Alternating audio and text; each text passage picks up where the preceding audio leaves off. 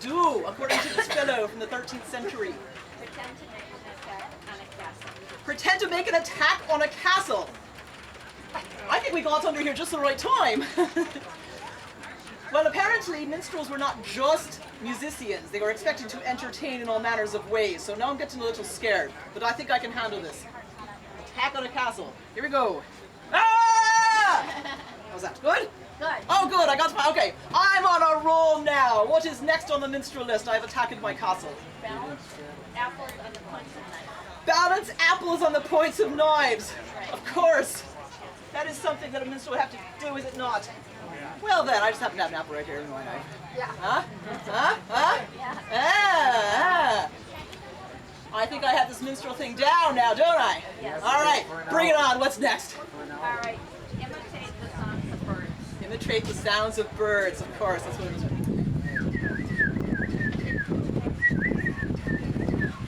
That's sort of a robin, right? Has anybody ever heard this ever in their yard? Yes, that's a bird. Bring it on. What is next? Train donkeys to perform. Train donkeys to perform? Really? Donkeys. Train donkeys. Oh, you're saying you have one right here? We'll see what we can do. Now, I have actually seen trained donkeys.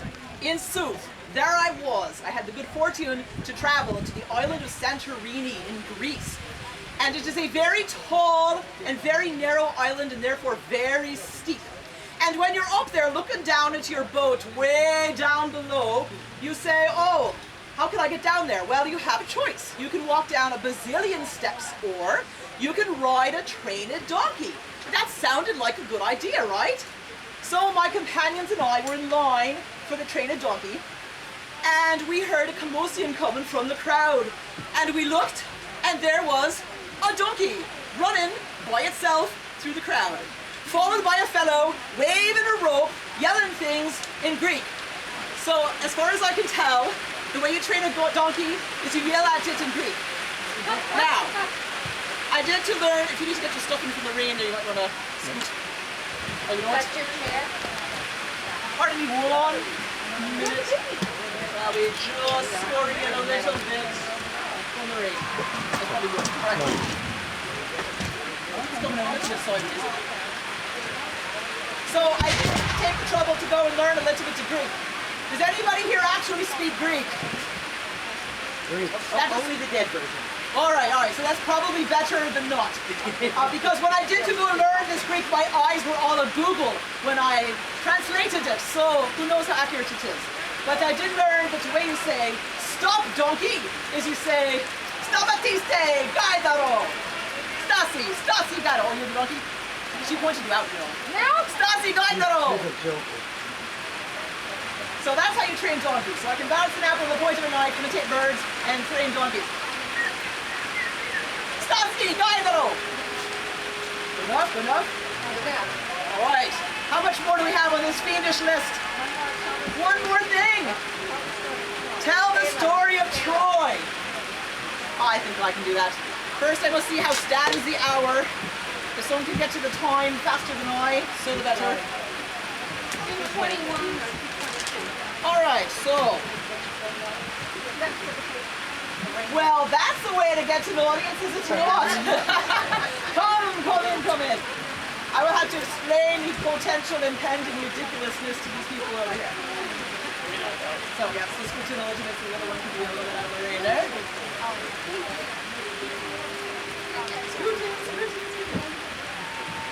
Welcome, my friends who have fled from the rain. You have stumbled upon a minstrel being tested for minstrelness.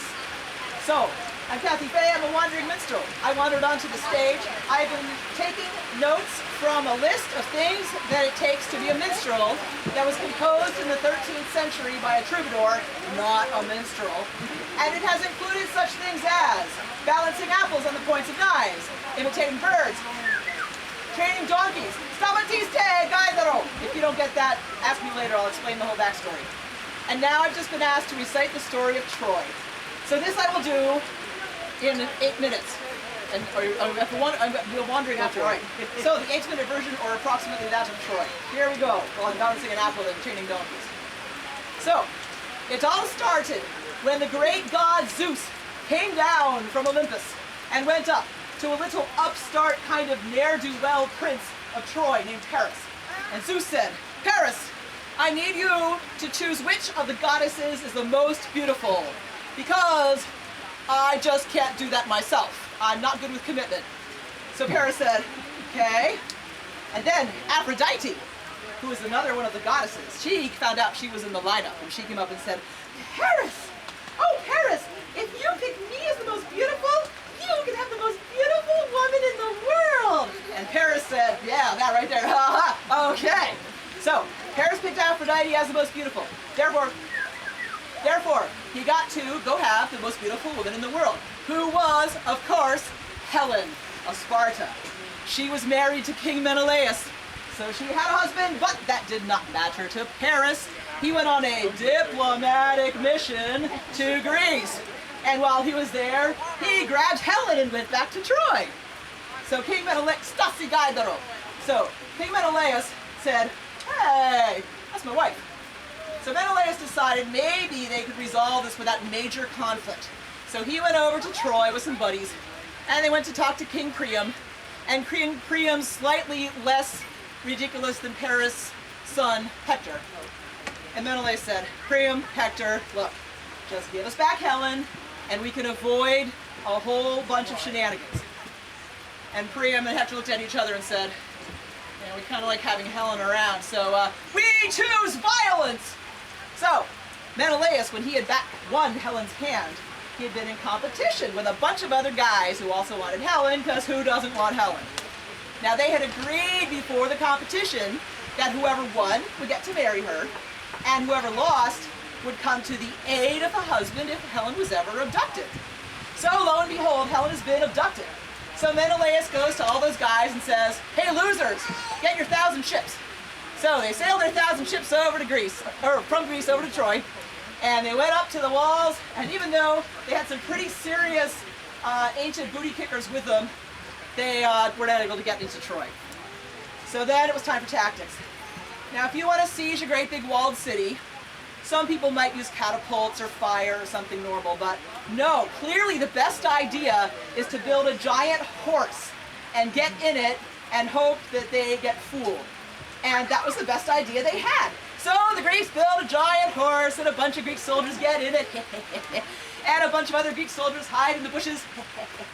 And the rest of the Greek soldiers, save one, get in their ships and they're going to sail it away as if they're leaving. Stasi gaidero. Stamatiste, gairo. Had to train that donkey. So this one guy goes up to the gates and says, hey Trojans, if you bring that horse into your city, you can take over Greece. Well, they were going to fall for it, but this one priest got up and said, this does not seem like a good idea. And he hurled his spear at the horse. Did that give them a hint? Did it stab a guy inside the horse who said, ow, and gave the whole thing away? Oh no. What happened was, 2 serpents came out of the ocean, ate the priest and his 2 sons. Of course. So, the Trojans say, hey, let's open up the walls and go get that horse. So they did. They brought the horse into the city. In the dark of night, all the soldiers jumped out. They killed a bunch of people. They opened the front gates. And Troy was sacked. Hector died. Paris died. Them being dead, their little brother said, ooh, I'm going to marry Helen now. She took his sword and hid it under the bed. He died. As far as Helen goes, some say she got reunited with King Menelaus. Some say that she ascended into Olympus. And I suppose trouble would have followed her there too, now that she was among all those beautiful goddesses.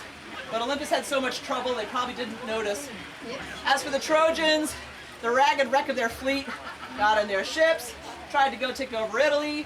They were taken over by a bunch of windstorms because Juno, a goddess who wasn't picked as the most beautiful back in chapter 1, was mad, and they had to take themselves to Carthage and lick their wounds there. And that is the story of Troy. Wow. Huzzah. 2 minutes to go. And 2 minutes to go. You can sing us another song. I can sing you another lewd